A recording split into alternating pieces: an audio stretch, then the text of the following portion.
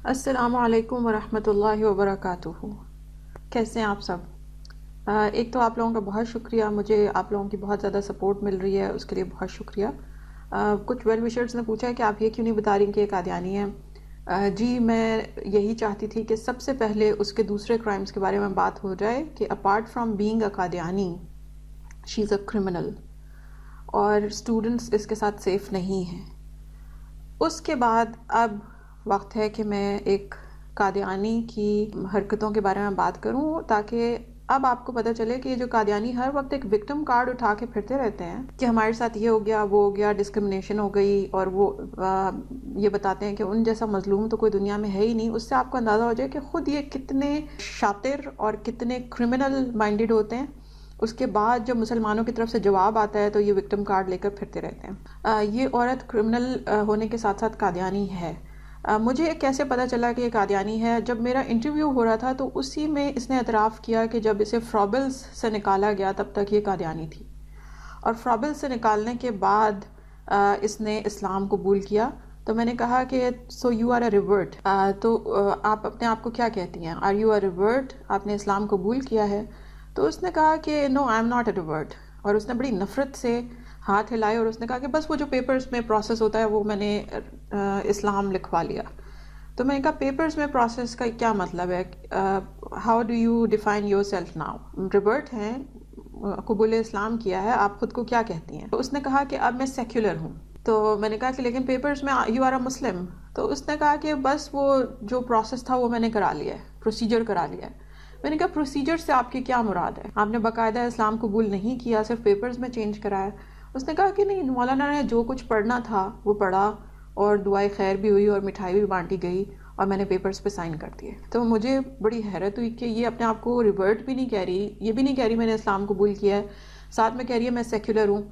تو مجھے سمجھ آ گئی کہ اس کے لیے ریلیجن کوئی اتنی امپورٹنٹ چیز نہیں ہے۔ اس کے بعد اس نے ڈسکرمنیشن کے واقعات پہ بات ہو رہی تھی، تو اس نے کہا کہ جب یہ امریکہ میں تھی تو اس کو کسینو اندر سے دیکھنے کا بڑا شوق تھا۔ میری حیرت سے میں نے اس کی طرف دیکھا، مسلمان کا کسینو میں کیا کام؟ تو اس نے کہا کہ مجھے کسینو اندر سے دیکھنے کا شوق تھا، اور میں نے ہیڈ سکارف پہنا ہوا تھا جب میں کسینو میں انٹر ہوئی، اور میں نے تھوڑا آگے جا کے سوچا کہ یہ لوگ کہیں گے کہ ایشین ہیڈ سکارف والی عورت کسینو میں آئی ہوئی ہے، تو میں نے ہیڈ سکارف اتار دیا، اور کیمراز کی نظر میں میری وہ حرکت آ گئی، اور ملٹری انٹیلیجنس کے لوگ آ گئے امریکہ کے، اور انہوں نے آ کر مجھے 5-6 گھنٹے تک اریسٹ کر کے انویسٹیگیشن کی۔ اب وہ یہ واقعہ سنائی تھی کہ ہیڈ سکارف کی بیس پر اس کے ساتھ ڈسکرمنیشن ہوئی ہے، کیونکہ میں نے بتایا تھا کہ حجاب کی وجہ سے ٹیچرز کو تنگ کیا جاتا ہے، تو مجھے حجاب کا مسئلہ ہوتا ہے۔ میں نے اس سے کہا کہ آپ نے تو آپ پیسے کے لیے حجاب اتار سکتی ہیں؟ اس نے کہا کہ نہیں، ہیڈ سکارف، اور مجھے کسینو دیکھنا تھا اندر سے۔ میں اس کو سمجھنے کی کوشش کر رہی تھی کہ یہ کیا مخلوق ہے بھائی۔ اس دوران اس نے مجھ سے کہا کہ اچھا اسرائیل کے بارے میں آپ کا کیا موقف ہے؟ میں نے کہا اسرائیل کے بارے میں میرا وہی موقف ہے جو پاکستان کا قومی موقف ہے، جو قائد اعظم محمد علی جناح کا موقف تھا، کہ اسرائیل ناجائز ریاست ہے، ہمارے لیے اسرائیل ایگزسٹ نہیں کرتا، ہمارے لیے فلسطین ایگزسٹ کرتا ہے۔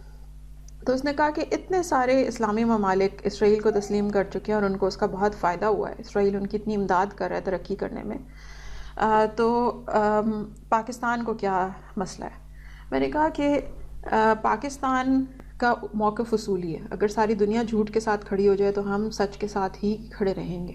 اسرائیل کو تسلیم کرنے کا مطلب ہے کہ ہم نے فلسطین کو ریجیکٹ کر دیا، کیونکہ اسرائیل فلسطین کی زمین پر قبضہ کر کے بنایا گیا ہے۔ دنیا کی ہر ریاست اپنی زمین پر قائم کی گئی ہے، اس لیے وہ ریاست ہے، لیکن اسرائیل فلسطینیوں کی زمین پہ زبردستی جبراً قبضہ کر کے بنایا گیا۔ اس نے کہا نہیں، انہوں نے پے کر کے وہ زمینیں خرید لی ہیں۔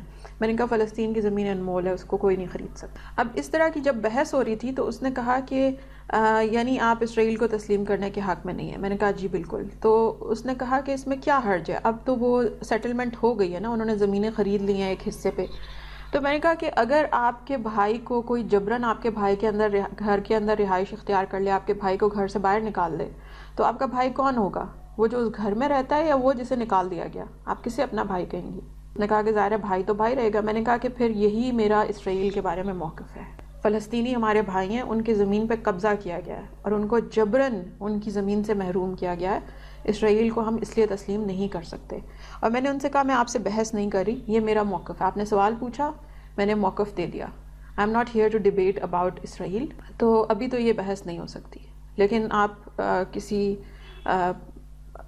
جگہ پر آئیں، مل کے بیٹھتے ہیں اور اس پہ ڈیبیٹ کر لیتے ہیں. اب اس نے کہا کہ اچھا آپ کا قادیانیت کے بارے میں کیا موقف ہے؟ تو میں نے کہا قادیانیت کے بارے میں میرا وہی موقف ہے جو پاکستان کے آئین میں درج ہے. قادیانیت کفر ہے، اور قادیانیوں کو اس بات کی اجازت نہیں ہے کہ وہ اسلام کی کسی بھی شاعر یا اصطلاح کو استعمال کریں. اور میں نے کہا کہ پاکستان میں رہنے والے قادیانیوں کی دو ٹائپس ہیں، ایک وہ جن کو پتہ ہی نہیں قادیانیت کیا، انہیں دھوکے سے قادیانی بنایا گیا ہے، یہ وہ پیدا ہی قادیانی گھروں میں ہوئے ہیں اور نان پریکٹسنگ لوگ ہیں، ان کو پتہ ہی نہیں کہ قادیانیت تو اسلام کا ڈفرینس کیا ہے. وہ بس یہی سمجھتے ہیں کہ وہ مظلوم ہیں اور ان کے اوپر بہت ظلم ہوا اور مسلمان ان کو عبادت نہیں کرنے دیتے. ان لوگوں کو ایجوکیٹ کرنا ہمارا فرض ہے اور وہ ہم کر رہے ہیں. دوسری طرف میں نے کہا کہ دوسری قسم کے قادیانی وہ ہیں جو بظاہر مسلمان کہتے ہیں خود کو، لیکن اندر سے قادیانی ہیں. یہ چیٹرز ہیں، یہ ڈسیورز ہیں، کرمنلز ہیں، اور ان کو وہ سزا سختی سے ملنی چاہیے جو پاکستان کے آئین میں درج ہے. اب ظاہر ہے مجھے پتا تھا کہ میرے رائٹ ہینڈ پہ وہی مخلوق بیٹھی ہے. یہ بات سن کر اس کا بہت برا سا منہ بن گیا. اس کے بعد اس نے جو تھا وہ باتیں گھما کر دوسری کی. اس دوران مجھے کہا کہ ان لوگوں نے قائد اعظم کو، مولویوں نے قائد اعظم کو کافر کہا تھا. میں نے کہا مولویوں نے نہیں، قادیانیوں نے قائد اعظم کو کافر کہا تھا. کہنے لگی کیسے؟ قادیانیوں نے تو نہیں کہا. میں نے کہا بالکل کہا، یہ بات ریکارڈ پہ موجود ہے کہ ظفر اللہ خان قادیانی جو قائد اعظم کی کیبنٹ میں منسٹر تھا، اس نے قائد اعظم کے جنازے میں شرکت نہیں کی تھی. جب صحافیوں نے اس سے پوچھا کہ تم قادیانی ان کے جنازے میں کیوں نہیں آئے قائد اعظم کے، تو اس نے کہا کہ آپ یہ سمجھ لیں کہ ایک کافر نے ایک مسلمان کے جنازے میں شرکت نہیں کی، یا ایک مسلمان نے کافر کے جنازے میں شرکت نہیں کی. تو کہنے لگی I need reference of that. میں نے کہا آپ کو مل جائے گا، there are plenty of references for that. یہ سارے بڑے اخباروں میں یہ بیان شائع ہوا تھا اس کا، ظفر اللہ خان قادیانی کا، جس کو برطانیہ کے تلوے چاٹنے کے وجہ سے سر کا ٹائٹل ملا تھا. تو سر ظفر اللہ خان کا لکھ کر سرچ کریں اس نے قائد اعظم کے بارے میں کیا کہا تھا، آپ کو مل جائے گا. پھر وہ کہنے لگی کہ قائد اعظم تو قادیانیوں کو کافر نہیں سمجھتے تھے، وہ تو سیکولر انسان تھے. میں نے کہا قائد اعظم بالکل قادیانیوں کو کافر سمجھتے تھے. کشمیر کے دورے سے جب وہ واپس آ رہے تھے، جو ان کی زندگی کے آخری چند دوروں میں سے ایک تھا، تو ان کے آخری چند سالوں میں کشمیر کے دورے سے واپسی پہ لوگوں نے پوچھا کہ قادیانیت کے بارے میں ان کا کیا موقف ہے. تو انہوں نے کہا کہ میرا قادیانیت کے بارے میں وہی میری اوپینین ہے جو مسلم علماء اور مسلم عوام کی ہے، یعنی وہ بھی ان کو کافر سمجھتے تھے. اس نے کہا کہ اقبال قادیانیوں کو کافر نہیں سمجھتے تھے. میں نے کہا بالکل سمجھتے تھے. اقبال نے تو ایک پورا مضمون لکھا ہے جس میں انہوں نے حکومت برطانیہ کو واضح لفظوں میں بتایا کہ اسلام اور قادیانیت دو الگ الگ مذہب ہیں، اس لیے قانون ساز اسمبلی کے انتخابات میں مسلمانوں کی الگ نشستیں اور قادیانیوں کی الگ نشستیں ہونی چاہیے، اور ان کے ووٹ کا حق بھی الگ الگ ہونا چاہیے. وہ تو یہ بھی نہیں چاہتے تھے کہ قادیانی مسلمانوں کی نشستوں کے اوپر ووٹ دیں یا اسی طرح سے امیدوار ہو سکیں مسلمانوں کی نشستوں پر جس طرح مسلمان ہوتے ہیں. تو قائد اعظم اور علامہ اقبال دونوں قادیانیوں کو قادیانی کافر سمجھتے تھے. اس کے بعد اس نے بہت سارے مغالطے دینے کی کوشش کی. جب میں نے اچھی طرح سے جواب دیا تو وہ خاموش ہو گئی. اس کی ایک پسندیدہ کوآرڈینیٹر ہے جسے سب ہم اسرائیلی کوآرڈینیٹر کہتے ہیں، وہ بھی اسرائیل کے بارے میں یہی موقف رکھتی ہے کہ اسرائیل کو تسلیم کر لینا چاہیے. وہ انٹرنیشنل اسلامک یونیورسٹی کی گریجویٹ ہے، جیسے میں بھی انٹرنیشنل اسلامک یونیورسٹی کی گریجویٹ ہوں. جب وہ لڑکی وہاں 2014 میں پڑھ رہی تھی، وہ کوآرڈینیٹر، تو اس وقت اس نے وہاں پر موک یو این کا ایک ایونٹ ہو رہا تھا. اس میں اس نے ضد کی کہ یو این میں تو اسرائیل بھی ہے تو مجھے اسرائیل کا اسٹال لگانا ہے. اس کو بڑوں نے کافی سمجھایا کہ بعد آ جاؤ، اسرائیل کا اسٹال لگانے سے معاملہ خراب ہو جائے گا، تو موک یو این ہونے دو لیکن اسرائیل کا اسٹال نہ لگاؤ. اس نے کہا کہ نہیں، ہم بیکن ہاؤس میں لگاتے ہیں، تو ہم نے لگانا ہے. اب اس نے بیکن ہاؤس کی باتوں کے حوالے دے کر ہم یہ کرتے ہیں، ہم وہ کرتے ہیں. اس نے انتظامیہ کی بات نہیں مانی. انتظامیہ نے اسے کہا تھا کہ اچھا ایک ان نون سا اسٹال لگا لو لیکن اس پہ کوئی علامت نہیں ہونی چاہیے اسرائیل کی.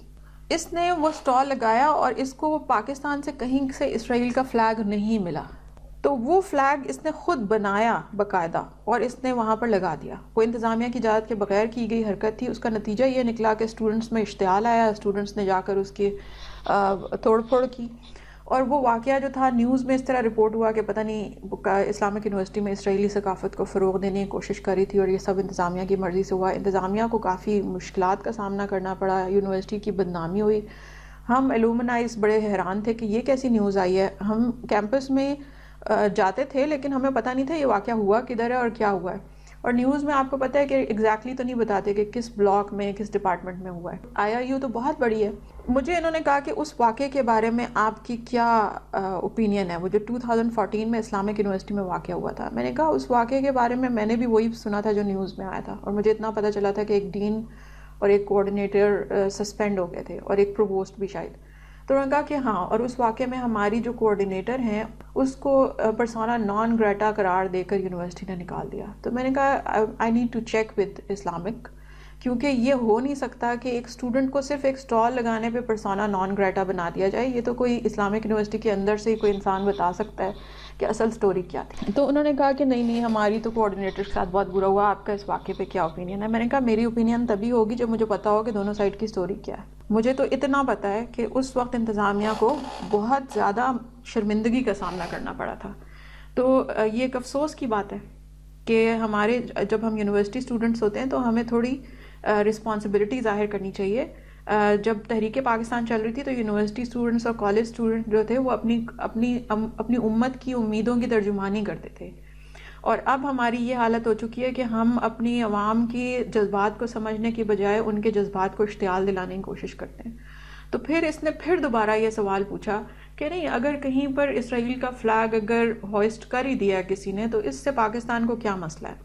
تو میں نے کہا آپ ایسا کریں کہ تل ابیب کے ایئرپورٹ پہ اتریں اور وہاں مجھے پاکستانی جھنڈا لہرا کر ذرا دکھائیں. وہ اسرائیلی آپ کی ہڈیوں کا سرما بنا کے اپنے پاس میوزیم میں رکھ لیں گے اور اس پہ پاکستانی ہڈیوں کا ٹائٹل لگا دیں گے. آپ پیپل پلیزر نہ بنیں، آپ یک طرفہ مہربانیاں نہ کریں اسرائیل پہ. یہ پاکستان ہے، اور پاکستان جب تک ہمارا ملک اسرائیل کو تسلیم نہیں کرتا ہمیں بھی اس کو سمجھنا چاہیے کہ اس کے پیچھے ایک بیسس ہے.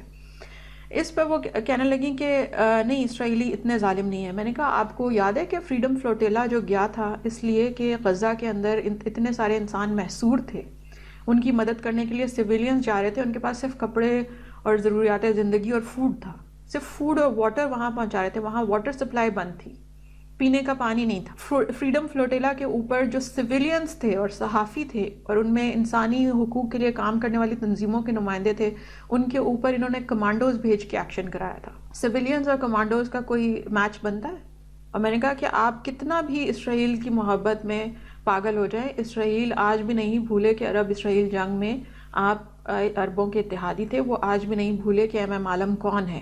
وہ پاکستانی پائلٹ جس نے اسرائیلی طیارے گرائے تھے وہ آج بھی نہیں بھولے. وہ آپ لوگوں کی کسی بات کو نہیں بھولنے کو تیار، اور آپ اتنے اسرائیل کی محبت میں پاگل ہیں.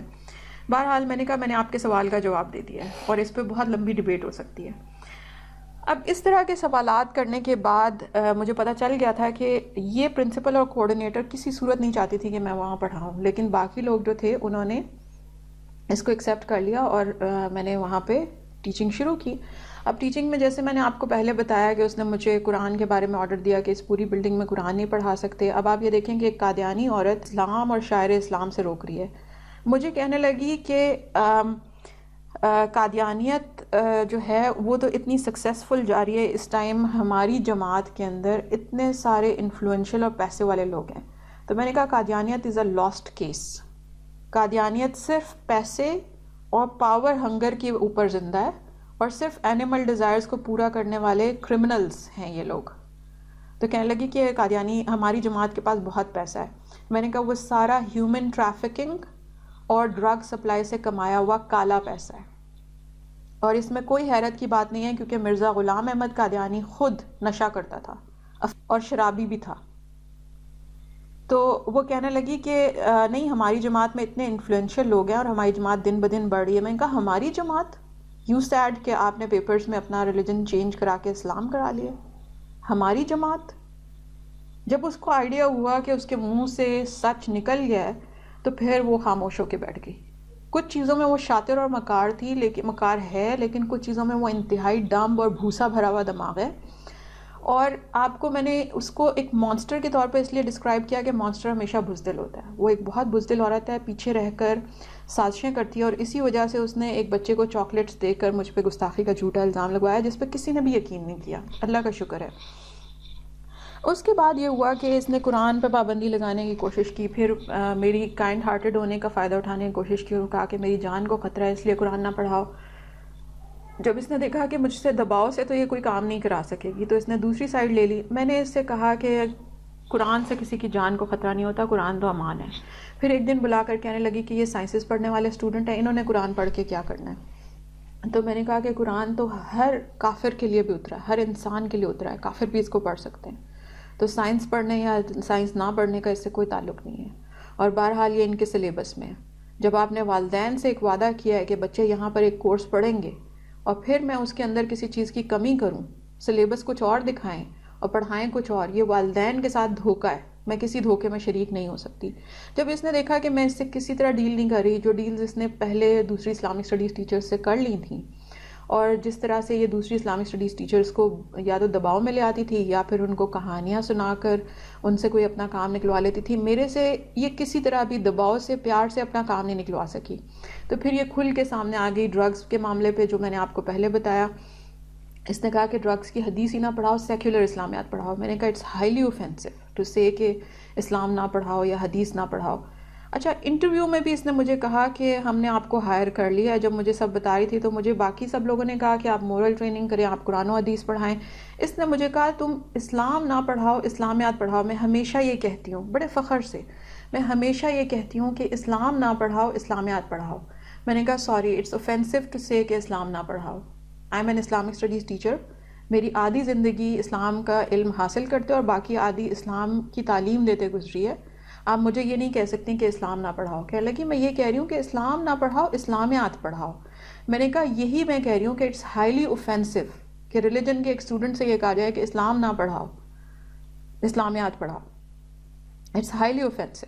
اس سے پہلے اس نے مجھ پہ ایک پرسنل اٹیک کیا تھا انٹرویو کے دوران، تو میں نے کہا کہ میں نے آپ کو اس پرسنل اٹیک پہ سخت جواب نہیں دیا، لیکن اب اسلام کی باری ہے، اور اسلام کے معاملے میں کسی کی بات نہیں سنتی۔ تو میں آپ کو بتا رہی ہوں، اس نے مجھے کہا کہ مجھے انٹرپٹ نہ کرو، مجھے بات مکمل کرنے دو۔ میں نے کہا آئی مسٹ انٹرپٹ ہیئر۔ میں اپنی چیئر پہ زور سے ہاتھ مارا اور میں نے کہا I must interrupt here, I must interrupt here. 2-3 مرتبہ جب میں نے یہ بات کہی تو پھر اس نے میری بات سننا شروع کی۔ میں نے کہا کہ آپ ایک اسلامک اسٹڈیز ٹیچر کو یہ نہیں کہہ سکتی کہ اسلام نہ پڑھاؤ۔ اسلام میرا اوڑھنا بچھونا ہے، اسلام میری زندگی ہے۔ میں نے صرف اسلام پڑھا نہیں ہے، اسلام سے محبت کی ہے، اور میں اپنے سبجیکٹ سے اتنی محبت کرتی ہوں۔ اسلام ایک زندہ دین ہے، اسلامیات ایک خشک سبجیکٹ ہے۔ میں اسلامیات کو ایک زندہ دین کے طور پہ پڑھاؤں گی، اور میرا پورا حق ہے کہ مسلمان بچوں کو میں اسلام پڑھاؤں۔ اب آپ یہ دیکھیں کہ قادیانیوں کو پاکستان میں تبلیغ کی اجازت نہیں ہے، لیکن یہ ہمیں روک رہے ہیں کہ آپ قرآن نہ پڑھاؤ، آپ اسلام نہ پڑھاؤ، آپ حدیث نہ پڑھاؤ۔ اور میں نے اس کے پہلے دوسرے کرائم ذکر کر کے آج اس کی قادیانیت اور قادیانیت کی تبلیغ کے بارے میں آپ کو بتا رہی ہوں، جو ایک بہت بڑا کرائم ہے۔ اس لیے کہ آپ کو جو نئی نسل کے بچے جو اس پروپیگنڈا میں آئے ہوئے ہیں کہ جی ہم قادیانیوں کو بڑا ڈسکرمنیٹ کرتے ہیں، ہم نہیں کرتے۔ جب قادیانیوں کے خلاف تحریک چلی تھی ختم نبوت کی، اس وقت بھی انہوں نے میڈیکل کالج کے مسلمان طلبہ کو پہلے تبلیغ کر کے پیمفلٹ دینے کی کوشش کی۔ وہ ٹرین میں جا رہے تھے، ان کو تبلیغی پیمفلٹ دینے کی کوشش کی۔ جب مسلمان طلبہ نے کہا کہ ہم قادیانی نہیں ہیں اور ہم یہ تم ہمیں تبلیغ نہیں کر سکتے، تو پھر انہوں نے ان بچوں کا ٹور واپسی پہ جب آ رہا تھا اسی ٹرین میں، تو انہوں نے اس ٹرین کے اوپر پلان کر کے اٹیک کیا، ان بچوں کو شہید بھی کر دیا، زخمی کیا، مارا پیٹا۔ اور وہ بالکل نہتے سویلین بچے تھے، وہ ایک ٹرپ سے واپس آ رہے تھے، ان کے پاس کوئی اسلحہ نہیں تھا، جبکہ ان کے پاس اسلحے تھے، لاٹھیاں تھیں، یہ باقاعدہ پلان کر کے آئے تھے۔ اس کے بعد تحریک ختم نبوت چلی تھی، اور اس کے بعد قادیانیت کو کفر قرار دے کر پاکستان کے آئین میں ان کے ہمیشہ کے لیے ان پہ پابندی لگا دی گئی تھی، ورنہ یہ ایک بہت چھوٹی تعداد کے لوگ تھے، ان کی اتنی وقت نہیں تھی کہ ان کے اوپر اتنے لمبے لمبے اجلاس پارلیمنٹ کے ہوتے، لیکن ان شیطانیوں کی وجہ سے ہی ان پہ یہ پابندی لگی تھی۔ اور میرے معاملے میں نے اس عورت کو بار بار پرسنل اٹیکس کو معاف کیا۔ اس نے میرے بارے میں انتہائی گندی جھوٹی کیریکٹر اسیسینیشن والی باتیں پھیلائی، میں نے ان باتوں کا کوئی جواب نہیں دیا۔ میرا اللہ جانتا ہے کہ میرا کردار کیا ہے۔ یہ میرے پیچھے پیچھے باتیں پھیلاتی رہی، میں نے اس کی کبھی شکایت نہیں کی، لیکن جس وقت اس نے اسلام کے اوپر وار کرنے شروع کیے، میرے اوپر وار کرنے شروع کیے، اس وقت اس کا خود ہی اللہ تعالیٰ نے اس کو ایکسپوز کر دیا جب اس نے بچے کو چاکلیٹ کھلا کر رمضان میں، اور وہ مذہبی گھرانے کا بچہ تھا، اس کے لیے بڑی تکلیف دہ بات ہے کہ اس کو اس کی لا علمی میں دھوکے سے ڈرگز دی گئیں.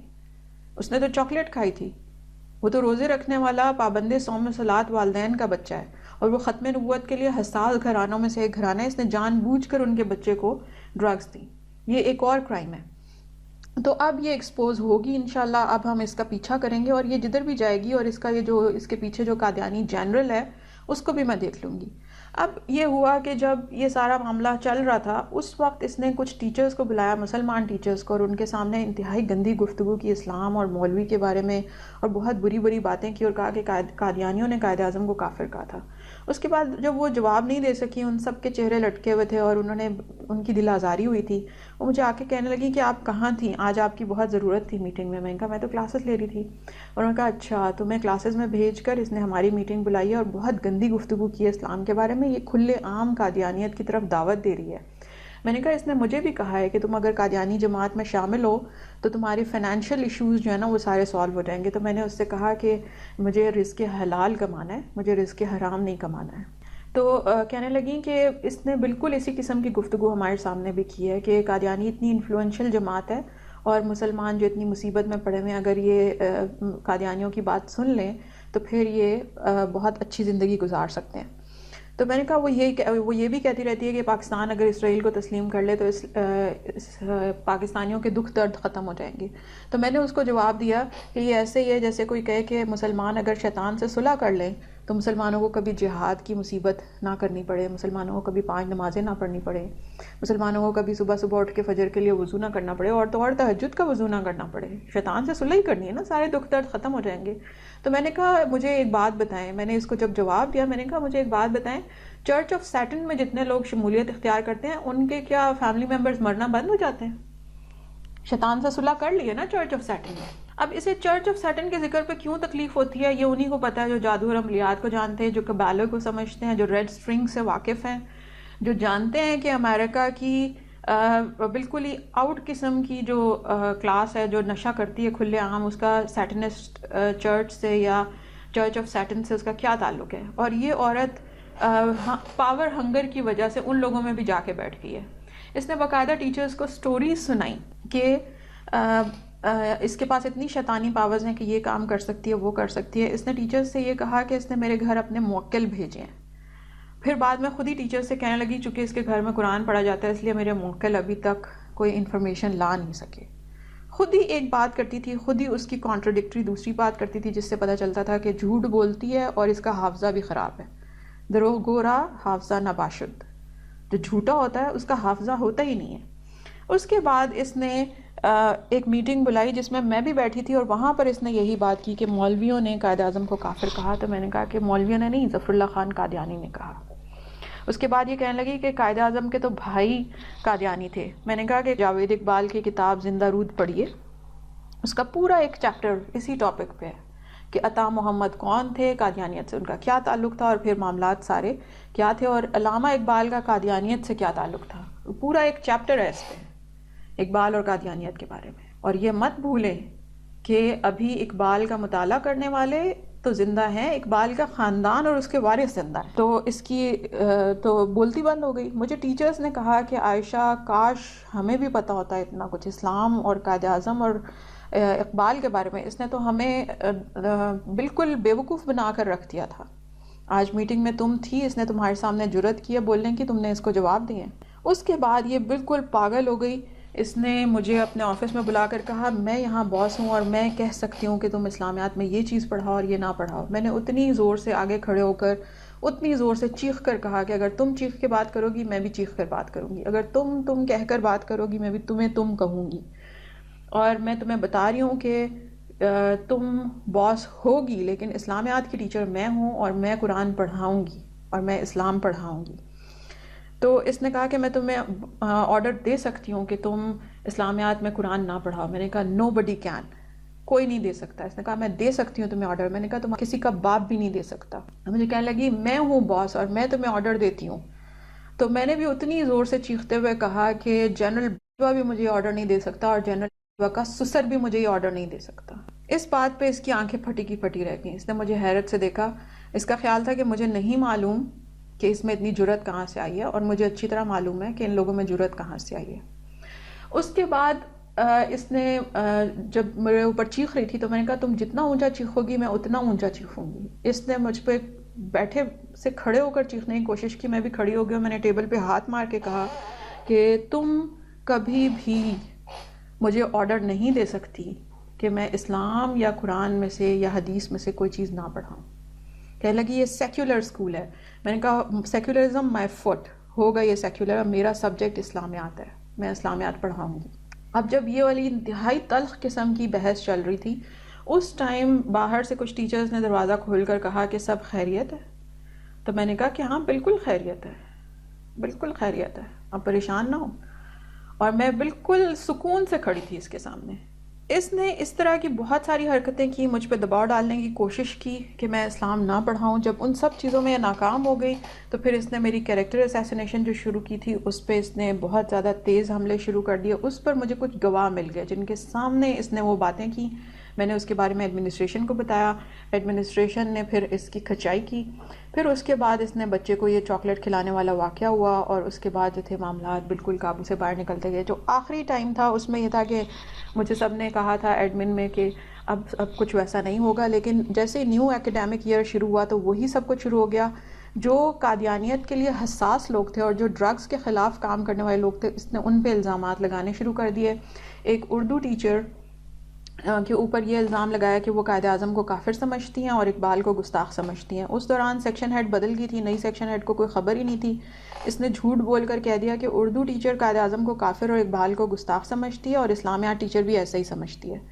تو میں نے اس نیو سیکشن ہیڈ سے کہا، میں نے کہا what do you know about me and what do you know about Quaid Azam, what do you know about Islam. مجھے بہت دکھ ہوا کہ وہ نئی بندی آتے ہی اس کی باتوں کے اوپر لگ گئی ہے۔ اس کے بعد اس نے جب دیکھا کہ میں ہر چیز سے فائٹ کر چکی ہوں اور اب اس کی زندگی تنگ ہو گئی ہے، تو پھر اس نے اس کی ڈرگز نہیں چل رہی تھیں جو قادیانیوں کا مین سورس آف انکم ہے۔ سیکنڈ سورس آف انکم قادیانیوں کا ہیومن ٹریفکنگ اور ڈرگز ہے۔ اور میں جب کہتی ہوں کہ پاکستانی والدین کو پتہ ہی نہیں کہ کتنے بچے اغوا ہو رہے ہیں اور کتنے بچے ڈرگز لے رہے ہیں، تو والدین کبھی ان موضوعات میں دلچسپی ظاہر نہیں کرتے، یہاں تک کہ پھر کوئی بچہ اغوا ہو جاتا ہے یا ان کے کسی بچے کو ڈرگز دے دی جاتی ہیں یا پھر ان کے کسی بچے کے ساتھ سیکشول ابیوز ہوتا ہے ڈرگز لینے کی وجہ سے، پھر انہیں سمجھ آتی ہے کہ ہم جیسے لوگ جو بول رہے تھے وہ کیوں بول رہے تھے۔ آپ نہیں سمجھتے بہت سی چیزیں جو اسلام کے لیے کام کرنے والے لوگ سمجھتے ہیں، جو پاکستان کے لیے کام کرنے والے لوگ سمجھتے ہیں، اور مائیں الٹا مجھ پہ ہی پلٹ جاتی ہیں کہ اتنا بھی نہیں ہے، ہم کر ہی رہے ہیں، ہم غافل نہیں ہیں۔ آپ کی غفلت کی وجہ سے قادیانیوں کی چاندی ہو رہی ہے۔ اور اس عورت کے بارے میں آپ کو ایک بات پوری ذمہ داری کے ساتھ بتا دوں کہ یہ باقاعدہ ایک منصوبے کے تحت سیکولرزم کے نام پر قادیانیت پھیلا رہی ہے، اور اس کے بہت سارے عینی گواہ وہاں پہ موجود ہیں۔ اور قادیانیت کے ساتھ ساتھ جادو اور عملیات میں اس لیے دلچسپی کہ یہ اپنی ہر ناجائز خواہش پوری کرنا چاہتی ہے، اور کنٹرول فریک ہونا قادیانی کی ایک نشانی ہوتی ہے۔ اس نے مجھے یہ بھی کہا کہ قادیانیوں کا بہت اثر و رسوخ ہے ہمیشہ سے اور ان کی آبادی بڑھ رہی ہے۔ میں نے کہا مسلمانوں کی 100 مسلمانوں کے سامنے ایک قادیانی ہے، اور ان کی تعداد گھٹ رہی ہے۔ یہ صرف دھوکے سے قادیانی بناتے ہیں، اور قادیانیت کوئی مذہب نہیں ہے، قادیانیت ایک کلٹ ہے۔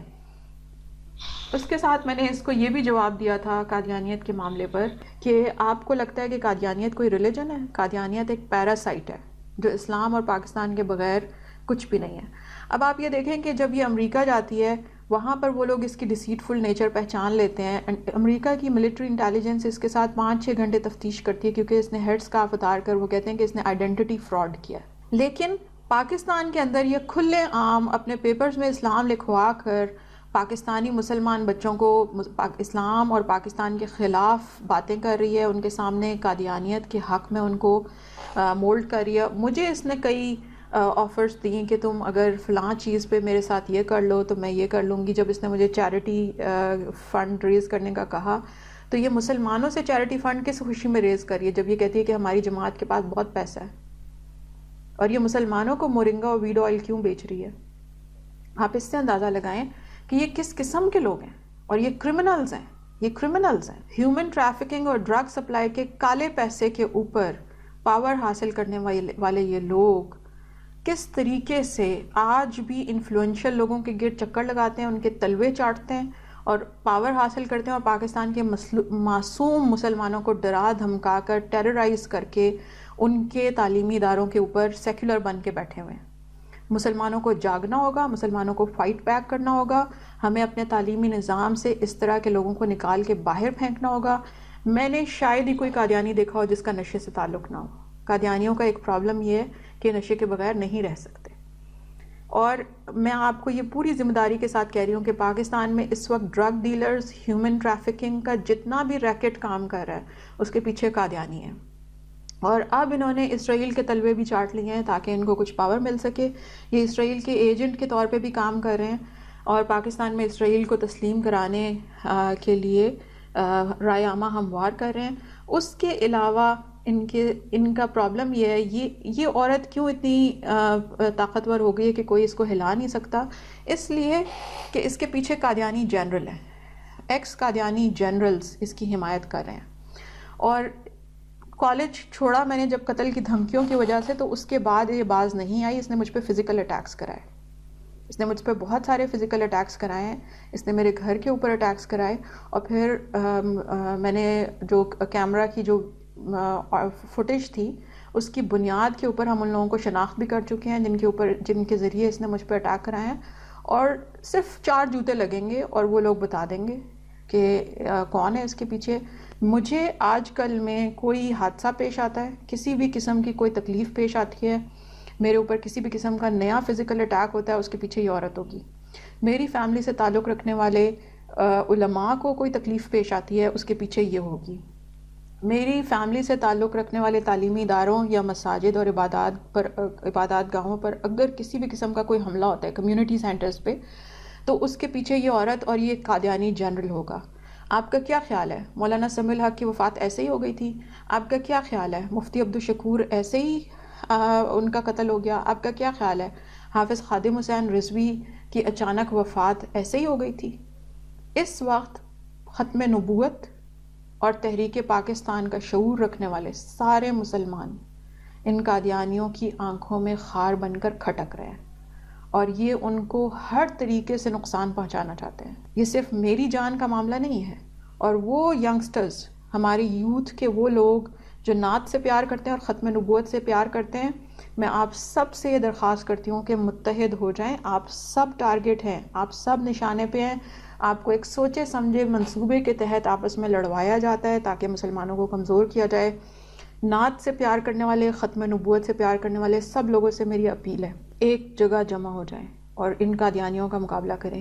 وہ سارے مسلمان جو میرے اوپر ہونے والے ڈیفرنٹ اٹیکس میں اس کے ساتھی بنے، اس کے پونس کے طور پر استعمال ہوتے رہے، ان سب کے لیے میرا ایک میسج ہے، میں کھٹکتا ہوں دل شیطاں میں کانٹے کی طرح، تو فقط اللہ اللہ اللہ۔